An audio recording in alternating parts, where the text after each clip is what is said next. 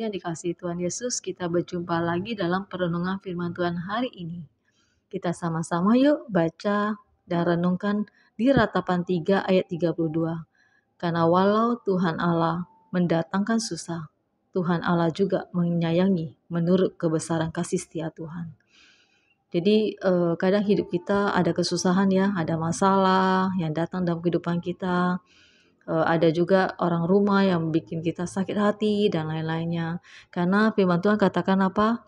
Bila kita mau mengikuti Tuhan dengan sungguh-sungguh, ya, kita harus memikul salib kita. Kita harus menyangka diri kita dan kita mengikuti Tuhan dengan sungguh-sungguh.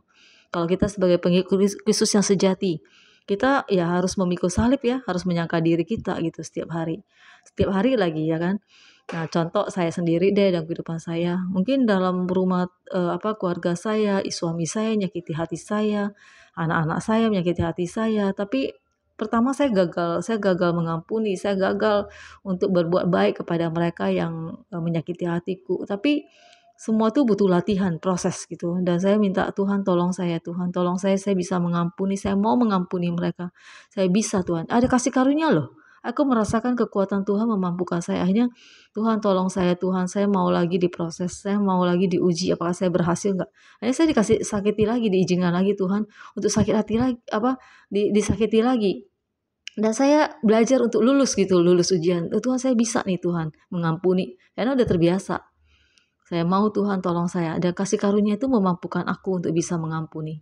Jadi baik teman-teman sepelayanan, baik teman-teman gereja, teman-teman dimanapun kita berada, keluarga kita, itu mungkin ada kata-kata mereka menyakiti hati kita, tapi kita belajar untuk selalu mengampuni. Dan itu ya kasih karunia Tuhan akan memampukan kita ya untuk bisa mengampuni, bukan hanya sebatas mengampuni, tapi melupakan kesalahan mereka. Bahkan berdoa untuk memberkati mereka. Awalnya saya gagal, berkali-kali saya gagal, tapi terakhir saya bisa memberkati orang yang menganiaya, memberkati orang yang menyakiti hati kita. Itu butuh proses. Jadi sama-sama yuk kita lakukan hal itu. Walaupun kita gagal, tapi kita mau coba lagi dan kita minta kekuatan Tuhan, kita mampu mempunyai karakter seperti karakter Kristus yang mengampuni.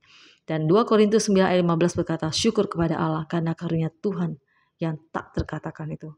Jadi kita bersyukur, saya bersyukur banget selama saya mengikuti Tuhan Yesus, saya merasakan gitu perubahan karakter saya udah jauh lebih baik. Dulu tuh saya orang mudah tersinggung, mudah sakit hati, iri hati, cemburu, semuanya lah ada gitu dosa-dosa.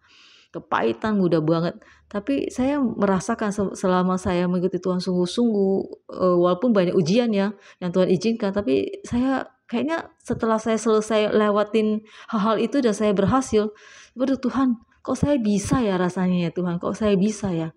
Karena apa? Karena kita meminta pertolongan pada Tuhan dan Tuhan pasti menolong kita.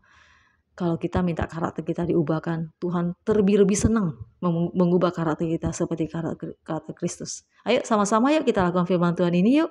Terima kasih, Tuhan Yesus berkati.